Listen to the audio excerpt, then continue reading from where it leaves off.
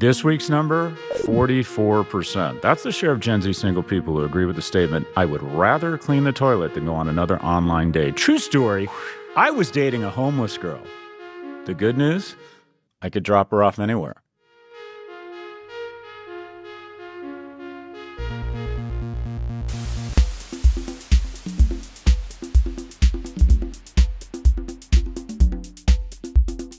Welcome to Prof G Markets. Today, we're discussing earnings from Snap and Meta, the anniversary of Elon's Twitter acquisition, and America's deficit.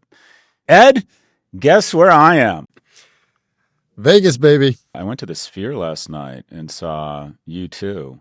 It's incredible. I haven't seen that many white people since the Taylor Swift concert. Oh my God. It's literally every white person between the ages of 50 and 65 was at U2 last night. Have you got the kilt on yet? No, don't have the kilt on yet. I did a little bit of gambling last night, but no, it was a Wednesday night here, so it wasn't that much fun. Anyways, enough about you. Give us the headlines here, Ed. Let's start with our monthly review of market vitals. The S&P 500 was down, the dollar was up slightly, Bitcoin rose, and the yield on 10-year treasuries climbed. Shifting to the headlines. US GDP rose 4.9% in the third quarter. That's up more than expected from the 2.1% pace in the second quarter. It was also the fastest expansion in nearly 2 years. 41 states are suing Meta, alleging the company uses addictive features on its app to, quote, exploit young users for profit. Google reported lower than expected profit in its cloud unit, and its stock dropped more than 10%. That wiped out nearly $180 billion in value in one day, the company's largest ever single-session loss. Meanwhile, Microsoft beat expectations and posted 13% revenue growth. That growth is largely owed to AI-fueled demand for its products. Microsoft stock rose nearly 5%, adding about $75 billion in value the day after the report. Scott, do you have any reactions? GDP growth at 5% just blows me away. I just can't get over, and I don't know if that's going to be inflationary or not, or if people are worried that growth is too good. But I mean, effectively, if anyone was to project what would happen this year in terms of the economy in the face of this dramatic escalation in interest rates, I think they'd just be blown away that we're not only not going into a recession, I mean, growth of 4.9%, that means about every decade and a half, if you maintain that growth rate, you double the size of your economy. Was there any color or detail on why the growth was so strong, Ed? Everyone just says it's because consumers are back to spending. And the thing that I found, I mean, I agree. I thought it was a staggering number. And the thing that was so strange is that the markets barely reacted. The stock market didn't move, yields didn't move. So this was already priced in, basically.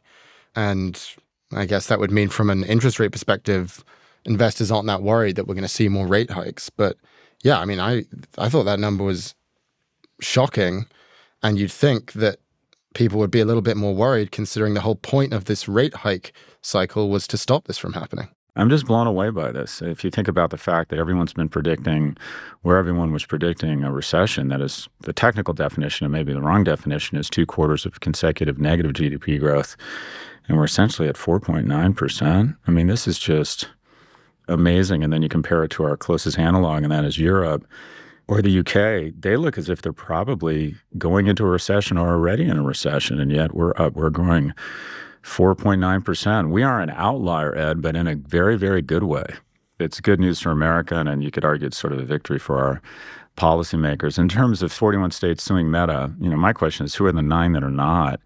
I don't know what the legal veracity is of a case like that. I would bet that Meta is going to deploy hundreds of lawyers and delay this thing, maybe settle, sign a consent decree, and take a fine, and then they'll violate the consent decree slowly but surely over the next 5 or 10 years as they make $20 or $30 billion in cash flow a year, pay a fine of $1 to $5 billion. The problem here, Ed, is until we have a fine that is material for these guys, or somebody does a perp walk, all of this stuff is just sort of the cost of doing business. This feels a little bit like the states getting together to go after tobacco. What people forget is people talk about antitrust, and they say that, these products are free. Why would we break them up? The ultimate test of antitrust or monopoly abuse is the consumer paying increased prices. And with products that are free, it's obviously hard to apply that sort of Bork test.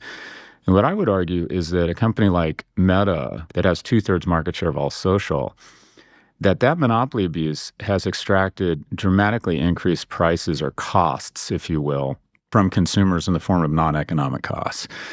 And that is, if Meta had 10 or 20% share as opposed to 66% share, I think advertisers and parents would have more options and decide that, I'm under the impression, based on every piece of data I've seen, that they really don't care about children and are willing to put in place algorithms and allow unfettered, non-reviewed content to show up vis-a-vis an algorithm when the algorithm senses a kid is thinking about self-harm and starts sending them images of nooses, razors, and pills. And I believe that they could stop this, but they don't have much motivation to stop it because they're the only game in town. And the result is that parents all over the world are paying increased costs in the form of incredible anxiety, incredible fear, because Meta doesn't need to do anything about it. Well, I think we should just put a ban on using social media below the age of 16. Like, enough with these lawsuits. Just make that ban. It feels like that's something everyone agrees with on both sides of the aisle. I'm just confused why we haven't taken serious steps to actually do that. Well, Snap will claim that it age gates. And I think so will Instagram. The problem is there's no enforcement. And they start going to this, well, you'd have to violate people's privacy to get age verification for every user. And you need anonymous accounts. So some human rights activists in the Gulf can talk about her important work without the fear of being unmasked. I mean, they just hide behind all this delay and obfuscation around anonymity and free speech and the importance of anonymous accounts. And the reality is we're not talking about the realm of the possible. We're talking about the realm of the profitable. They could absolutely figure this out. They could figure out a way to provide anonymity to politically sensitive accounts using the blockchain or some sort of third-party verification and still age-gate it. I mean, we figured out a way to age-gate the military, age-gate alcohol, driving. We age-gate almost everything in our society, but these guys can't figure out a way to keep 16-year-olds or 13-year-olds off of Instagram or Snap. I agree with you. Age-gating does seem like the most elegant way. And then with respect to Google and Microsoft, kind of the tale of two worlds here, where Microsoft beat expectations, 13% revenue growth on, a company that's doing almost $250 billion in revenue each year. It's hard to grow double digits when you get to the law of big numbers like this. And also, there's just no getting around it. There has been an enormous transfer in power and market capitalization from the new kid, or arguably, relatively speaking, the new kid, and that is Alphabet, to Microsoft. And their incorporation of AI across search and their Microsoft Office suite, it just feels like this company is absolutely on fire. Meanwhile, almost overnight, Alphabet feels poorly managed and as if they are going to be the textbook case of the innovator's dilemma. This is really man bites dog. Sort of the traditional player is more innovative, takes a bigger risk, and the newer player, the newish player, looks flat-footed. In sum, Satya Nadella should make a shit ton more money than Sundar Pichai this year. What are your thoughts, Ed? I mean, put it this way. I feel like Microsoft is riding on an OpenAI wave right now. It's like the premier enterprise product, and it's the only product that all these enterprises really know, hence why their cloud business is booming. But AI is getting so much investment. We're going to see billions of dollars going into all of these new AI alternatives. And already, companies are actually looking to get away from OpenAI because it's just getting so expensive. So, Salesforce is looking for alternatives. Wix is looking for alternatives. And I think what we're seeing is that AI is almost becoming commoditized, where people are going to be less obsessed with this new product that OpenAI is offering, and they're just going to say, okay, where can I get the cheapest option? So I think in that sense, we might be over-punishing Google because there's a high probability that someone who doesn't want to pay OpenAI prices is just going to go to Google, who may start offering lower prices. And then the other thing is their ad business is doing pretty amazingly right now. I mean, the search ad revenue is up 11%, and then their YouTube ad revenue is up 13%. I think YouTube might be the most underhyped media asset in the world right now. I read recently it commands 9% of TV screen time, which is more than any streaming service, including Netflix. So it's basically the world's greatest streamer. So I don't know. I think Google might have been slightly overpunished on this one, and we'll see it come back. I think you might be right. I would argue the valuations are the kind of increase in market capitalization that are inspired by AI may have peaked. If you look at kind of the big five, not even the Magnificent Seven, but five companies, I think it's Meta, Microsoft, NVIDIA, Tesla. Essentially, you have about $4 trillion in market capitalization increases since the beginning of the pandemic. And some of that is earnings increases, but most of it is multiple expansion. And what people or the markets are so inspired by is sort of AI-inspired narrative. People are looking for reasons to love Microsoft right now because they say, wow, they have kind of shot ahead in terms of their investment in OpenAI and their ability to incorporate generative AI into products where they're not in the business of protecting a legacy business. And people are looking for reasons to beat down Alphabet, who is seen as been caught flat-footed. But if you look at the market capitalization gains in these companies, and I would argue reverse engineer it to AI-inspired increases in value, I think you could argue that AI or generative AI, the story has created more shareholder value in the last 24 months faster than any technology in history. Now, is it warranted, or earned? We'll see. But if you look at the total number of startups in generative AI and how much money they've raised about $200 billion at a valuation of approximately $1 trillion. So you could say, all right, startups have created $1 trillion in value if you market it where they've raised money. But that's dwarfed by the $4 trillion an increase in market capitalization that's been garnered by companies like Tesla, who on the day they announced the Dojo supercomputer, which is supposedly an AI computer that will help figure out self-driving, that day, the excitement around that kind of AI narrative increases the market capitalization of Tesla by the value of BMW. When Microsoft announces they're incorporating AI into their Microsoft Office suites, they increase their market capitalization by the value of Disney. So AI is, at least from a perception standpoint, is the seminal breakthrough technology of at least the last decade, if not the last 25 years. Yeah. Okay, let's move on to our first story. Snap reported third quarter earnings that beat estimates. The company is back to sales growth after 2 straight quarters of declines. Revenue came in at $1.2 billion, up 5% from a year ago, and shares initially popped more than 10%. The next day, however, Meta eclipsed those earnings, reporting third quarter revenue of, get this, $34 billion. That's up 23% from a year ago, and it's the company's largest year-on-year sales growth since 2021. Scott, insane results from Meta. What's your reaction? This may be Netflix and Meta. Netflix also had a blowout quarter. They may have pulled off something that we haven't seen before in markets. I mean, definitely not in tech, but maybe even across markets historically.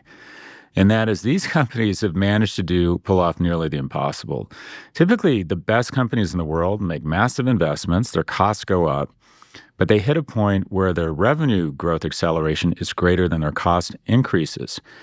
But what happens when you have massive increases in revenue? Meta increased their revenues 23%. That basically means every 3.25 years, the company would double its revenues. And then usually in an amazing company like Meta, revenue up 23%, expenses up 18%, profits up 20 or 30%. But Meta actually reduced their headcount by 24% and managed to increase revenues by 23%. So Ed, what happens when you have the champagne and cocaine of massive revenue growth while you're cutting costs? You have a nitro and glycerin explosion in earnings. The profits here in the third quarter doubled.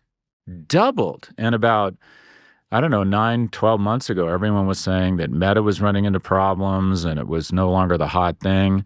And oh my God, I don't think Mark Zuckerberg acquits him well in terms of his concern for the Commonwealth or for our kids, but there's just no getting around it. This company has outstanding management when it comes to managing a business and making investments. This isn't, drinking a Chili's or Red Onion or whatever tacky place you take your dates at. This is drinking a cocktail at the Polo Lounge where Daddy will be tomorrow night and Saturday as he goes to LA for his favorite holiday. Hello, innovation called Halloween. Another story, Ed. Another story. I just don't think I've ever seen anything like this. Have you seen it in your 17 months in the professional world? No, this is the first time. And also that profit, it more than doubled. It was up 164%. I also want to rewind to a year ago when Meta's ad sales were actually declining. And part of that was the macro environment. But we also wrote a post on this about how it was Apple that was hurting the business. And we specifically made the point that Apple had this privacy change that made it impossible for Facebook to track user data, which meant that you had bad targeting and just overall poor performance. And at that time, I talked to several friends who worked in e-commerce who told me that, yeah, my Facebook ads just don't work anymore because my customer acquisition costs are too high and I barely get any click-through. 6 months later, I checked in with these guys and I asked them, are you still having trouble with these Facebook ads? And they said, no, it's working now. I'm like, okay, well, what changed? They say, I don't know, but not only is it working, but it's working better than it was before Apple made that privacy change. So I was puzzling over this for a while. Turns out the solution was AI. And what Meta did was they pulled back from the metaverse and they quietly shifted literally billions of dollars of investment into AI. They created these dedicated AI teams. They built new algorithms that essentially overhauled the entire ad recommendation system. And they even created this AI ad tool called Advantage Plus, which basically automates the entire ad process for marketers. And now they're working on a generative AI product that's going to be geared specifically for advertising. So I think the learning here with Meta is, we think of all these AI winners as the guys with the chatbots, like OpenAI, Microsoft. But I feel like we've massively underestimated the extent to which AI has totally transformed Meta's business in the face of Apple's privacy change. And then you look at all of their accomplishments this year, Threads, Reels, cost cutting. I feel like you could make the case at this point that Mark Zuckerberg has been the most successful CEO of the year. Look, I hate to admit it, but you might be right. And again, see above $4 trillion of market capitalization inspired by AI. And AI is not only helping Meta on the ad side and figuring out a workaround over kind of the Apple attempt to kick Zuckerberg in the nuts. It's also helping on the consumer side. And that is they are leveraging AI to create more engagement across Reels within Instagram. Yeah, increase in time spent on Instagram because of Reels. You're right. It's incredible what they've pulled off. They're mendacious fucks, but they're impressive mendacious fucks. And by the way, they mentioned AI 51 times on the earnings call. How many times did they mention the metaverse? God. Twice. Well, I don't know if you noticed, but Reality Labs, their sales fell 26% year on year to $210 million. So this business is going away. They have lost $25 billion on the metaverse. I think they're effectively, I don't want to say they're getting out, but they're definitely rationalizing the investment. Although, as much as Apple hates the Zuck, specifically, I think Tim Cook really disdains him. Tim Cook is a quality person that recognizes people that aren't, and I think it really bothers him. The success that Zuck registers or the damage he's levying on the world. But what Apple inadvertently did when it announced a headset for $2,500, all of a sudden the Meta headset came across as the Old Navy of technology. Old Navy is arguably, or is, the most successful retailer of the last 50 years in that it was the company or the retailer that went from 0 to $1 billion faster than any retailer in history. And the Old Navy algorithm has always been a fantastic algorithm to remember in business. And what was that? Old Navy was going to be 80% of the gap in terms of quality and merchandising and finishes and fabrics for 50% of the price. And that cocktail, basically, if you think about Southwest Airlines and JetBlue, they were 80% of American or Delta for a lot less money. That is an incredible cocktail for growing revenues really quickly. The same thing is true of the Oculus headset right now. And that is, I think, that the $2,500 announcement or the announcement of a $2,500 headset from Apple has actually brought kind of new value or perceived value to the Oculus headset. Anyways, distinct to that, there's nowhere to go with this stupid thing. There's more people going to, no joke, there's greater traffic, daily active users on MySpace than Horizon's World or whatever it is they call that incel panic room. But I think slowly but surely, they're rationalizing their big gulp ayahuasca consensual hallucination around the metaverse. So let's talk about their their nephew or their niece that's in the same family, but is Yeah, we forgot about Snap. working at the instead of running General Electric, our cousin is a barista somewhere. Not that there's anything wrong with that, but just to give you a sense of just how the numbers we're talking about, Meta added the revenue of Snap just this quarter. Their quarterly increase, their year-on-year quarterly increase in revenues was bigger than Snap's entire business. And Snap is doing well. They grew 5% after 2 consecutive quarters of declines. So that's nice to see them reverse the declines. And the platform saw a 12% increase in daily active users up to 406 million. And most of this growth came from outside of Europe and North America. Users outside of Europe and North America account for almost half of Snap's daily active users, but only 17% of revenue. That was similar to, or may still be similar to, Facebook. Engagement on Snapchat increased, which is exciting for them. Users posted nearly 3 times more public stories posted in the U.S. compared to Q3 2022. But basically, these numbers are they're sort of a pimple on the elephant of social media. Now, granted, it's a very attractive pimple that my kids are obsessed with, and they own a nice niche. But they're sort of, right now, it's Meta in this space. It's Meta in the 7 dwarves. And Snap is, sleepy or dopey or tiny. They're just... Yeah. They're just a cute little version of Meta at this point. And those growth numbers are, I don't understand why it got such a pop. Those are lame-o numbers. 5% revenue growth, and you compare it to Meta, and the whole business is up 25%. And then that net loss, which is bigger than last year, I think it's like a 5% expansion in that net loss to $368 million, despite also laying off a fifth of the workforce. And meanwhile, they're still declining to offer any formal revenue guidance because their excuse is, macro uncertainty. I just thought this was a kind of a giant dud. You're being a little harsh, Ed. You're being a little harsh. You're angry because you're angry because you can't get a date. Well, let's be honest. How about this? What's going on here? Maybe this convince you. Ready? So they lost almost $400 million. Their adjusted EBITDA was $40 million. Meanwhile, they paid employees $350 million in stock-based compensation. Is that sustainable? Well, they're being smart. They're like, our stock is down. I think their stock's off 90% since it's high. So we want to keep people around. So let's shuffle out the door a bunch of options and tell everyone, hey, if we get the stock back to 50% of where it was 2 years ago, you're going to make a shit ton of money. I think you have to do that. I think you have to keep your most talented people. Retention is the key to companies like this. The team with the best players wins. And I got to imagine that people at Snap get a lot of calls from a lot of different platforms. They have reversed their revenue declines. They have a very nice niche. It's a nice little company. We're now in an era of just big is not only better, but big is singular. Big is just kicking the shit out of the lower 90. I asked Aswath Damodaran. I was at the Apollo conference this week, and Aswath spoke, and I said, is this, if you will, the top 10%, the biggest companies aggregating all the increases in market capitalization? I'm like, is that a cyclical thing, meaning that arguably you should be investing in the lower 90? And he said, no, I think it's structural. I think with, basically in an era where there's no antitrust, the big guys are running away with it. And here's the bottom line. Snap just doesn't they can't say, hey, you 800 engineers, figure out AI to make advertising more robust and get a workaround Apple. Hey, you 300 engineers, figure out a way. Snap essentially is the little engine that could sort of right now. And the reality is Snap should probably be acquired. Yeah. It's been a year since Elon Musk purchased Twitter for $44 billion. At the time, 7 banks, including Bank of America, Barclays, and Morgan Stanley, lent Musk $13 billion to help finance the deal.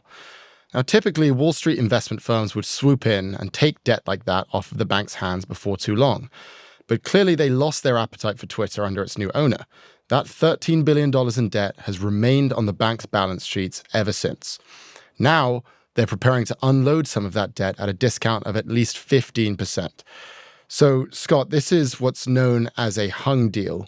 The banks are willing to take a hit of $2 billion at a minimum because they haven't been able to clean this company off their balance sheets. How did we get here? Investment banks are in the moving business, not in the parking business or the storage business. And that is, interest rates accelerated so fast, just as you had the champagne and cocaine of increasing revenues and declining costs at Meta and at Netflix, You had the exact opposite at Twitter, and that is you had what is arguably the greatest revenue decline in corporate history of a company doing more than 1 billion. They're off somewhere between 55 and 70%. We don't know because they just lie all the time. So it's hard to get real numbers. Third-party data people say they're down 55% in revenue. I mean, I'm just never seeing anything like that. So from a bondholder standpoint, they give these guys $13 billion in exchange for an agreement to pay 12% coupon on this debt. The revenues massively decline, interest rates massively decelerate, which makes that 12% number not as appealing. And the banks go, oh, fuck, if we get rid of this debt, we're going to have to mark it way down. And when we mark it way down upon a transaction, we have to report those losses in our next earnings call. And we really don't want to do that. We're going to wait. We're going to wait till the market recovers. We think maybe Elon wants to buy it back, or we're going to wait for a good bid. And they have all kind of held hands together, which I always wondered they're essentially coordinating. The three of them have decided they're not going to do anything until they decide, they can get offloaded at a decent price. The question is, does Musk buy it back or does a third party buy it back? I thought it was going to go out in more like a 50 or 60% price. In other words, that the bonds, which were issued at par at 100, would go out at a 40% decline in value, which would mean that the yield on these bonds would be, closer to 16 or 18%, maybe upwards of 20. If it goes out at a 15% discount, let's call it a 20% discount, I think that's a nice return because I actually think these bonds are pretty safe because I don't think, given that just how much money Musk has because of the acceleration in Tesla stock this year and also the increasing value in the private markets of SpaceX, where his stock is probably pretty liquid there, or he could sell some. I don't think he's going to take the L and lose face and let this company go bankrupt and stop paying the interest payments on his bonds. And if he did, and you bought the company at 80 cents, the bonds at 80 cents, you basically would own Twitter for $9.5 million. And I think that any new owner could probably see a 20 or 30% increase in revenue over the next 12 months, because I think a lot of these advertisers have decided to get the hell out of Dodge because A, they don't trust Elon Musk, or specifically, they don't trust his ability to keep the platform safe or advertiser friendly. And I think if you brought in kind of a responsible, more trusted management team, I think a lot of big advertisers would return to the platform. What are your thoughts? Well, I wanted to follow up with another question, which is you said on a previous episode that you would consider buying that debt that we're talking about. But I'm wondering, 85 cents on the dollar, is that good enough for you? Is that something you'd still be interested in buying? Well, so when I say buy it, I mean come up with some money myself, go to a capital partner and say, let's buy a big chunk of this. And I think he's going to continue to pay us. But if he doesn't, this is kind of a nice loan to own, if you will. The folks I've talked to about partnering on this have said, well, we got to wait and see where it trades, because while we like the deal, it's all about the number we can get these bonds at. I mean, some people think that Elon Musk has purposefully, at least recently, decided to just trash the company or doesn't really care about the revenue declines because he wants to buy all that debt back as cheaply as possible. And that he'll buy it back and then he'll have absolutely no third parties telling him what to do. He won't have to make any disclosures around numbers or revenues, and that he just wants to buy the debt back at a good price. I think that's a little Machiavellian. I can't imagine. Although I will say this, Linda Yaccarino is arguably the worst CEO I have ever witnessed. So maybe she is his attempt to signal total incompetence and drive the value of the bonds down. I don't know. Oh, I feel so bad for her. Maybe he calls her and says, Linda, at the code conference, say this, be totally unprepared, yeah. Be defensive, be just, Linda, I need you to be just incredibly cringeworthy. And she delivered, Ed. I wouldn't be surprised if at some point Elon calls these banks and says, okay, I'll buy it for 60 cents on the dollar. And I'm like, no, fuck you. We'll sell it to a big player for a lot more than that. At 85 cents, I don't know. I don't know if you could get a big capital player in there for that. But if it trades somewhere between, call it 50 and 70 cents, I think it's an incredible piece of paper. Anyways, let's move on. Let's move on to our third story. The US Treasury wrapped up the fiscal year with its September budget report. The report broke down government spending and tax revenue, but the number that made headlines was the deficit, $1.7 trillion. That's 23% higher than last year's deficit and will add to our already staggering debt load of $33 trillion. Despite debt concerns, Treasury Secretary Janet Yellen said the economy remains resilient and added that the administration is, quote, committed to addressing challenges to our long-term fiscal outlook. Scott, the deficit has become the ultimate political debate.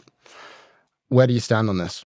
I mean, I'm old school. This worries me. This is effectively, if you thought of the U.S. economy as a household, it makes about $50,000 a year. It spends $65,000, and it has debt of $300,000+. It just feels like that's not sustainable. At the same time, economists on the other side will say, well, if the world was really worried about it, they'd be selling our bonds. Interest rates have accelerated, but the dollar is still incredibly strong. We're the world's reserve currency, so we can always kind of turn on the printing machine.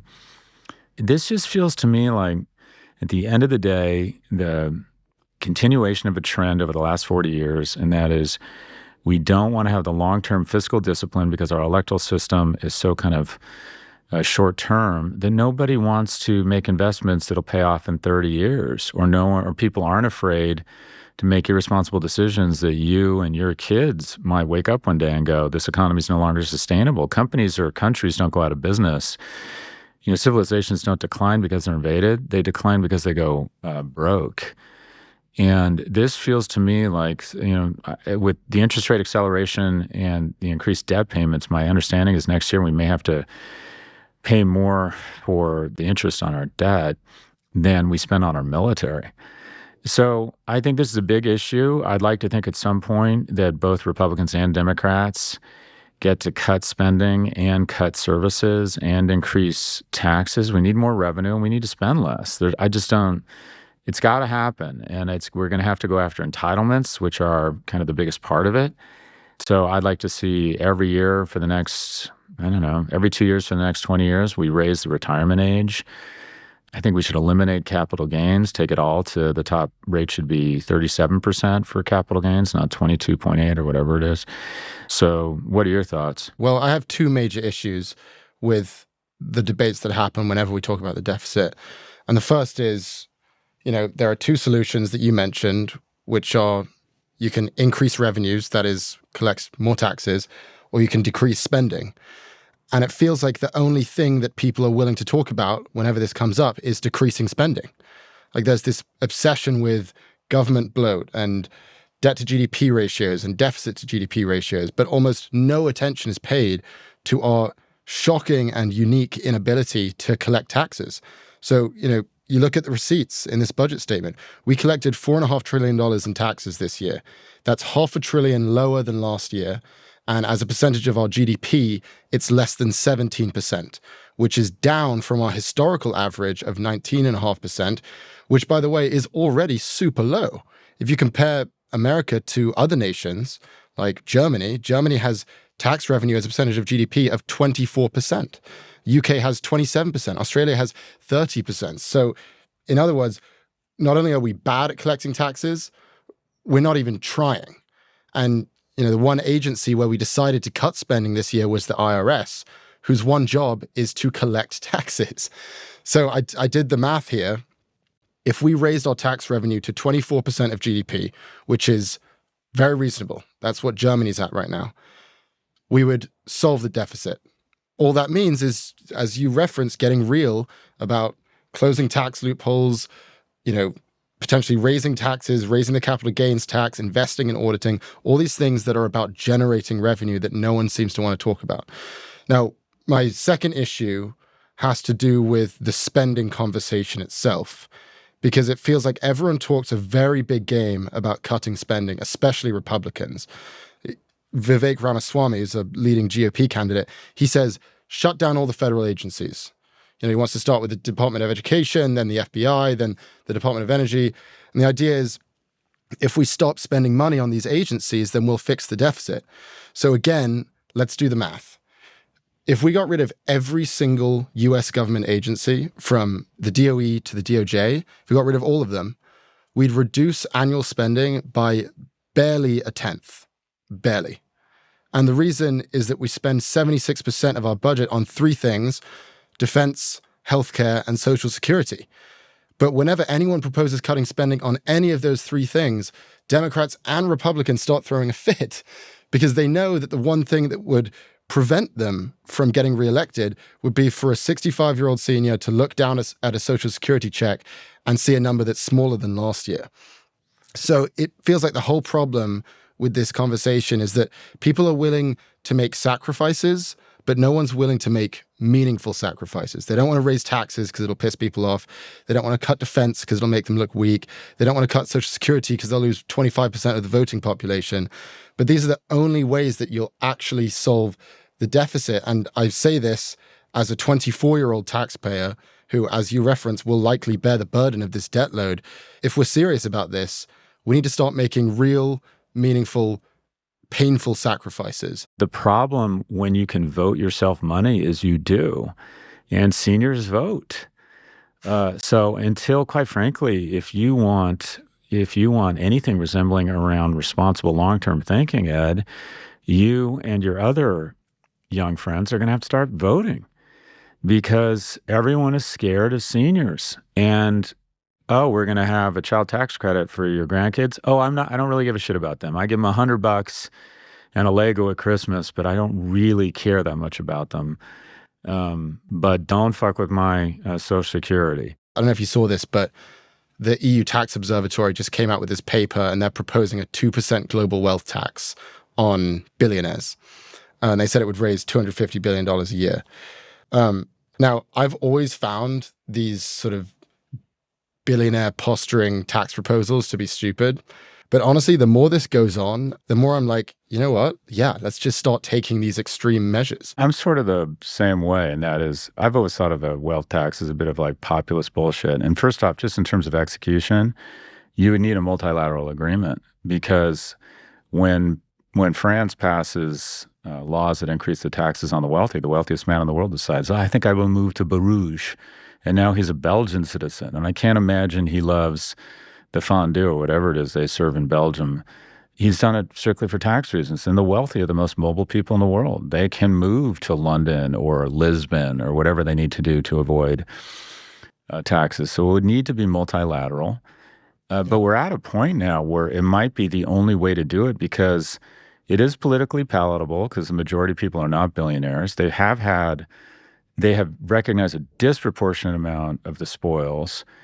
The question then becomes around execution. How do you value their wealth?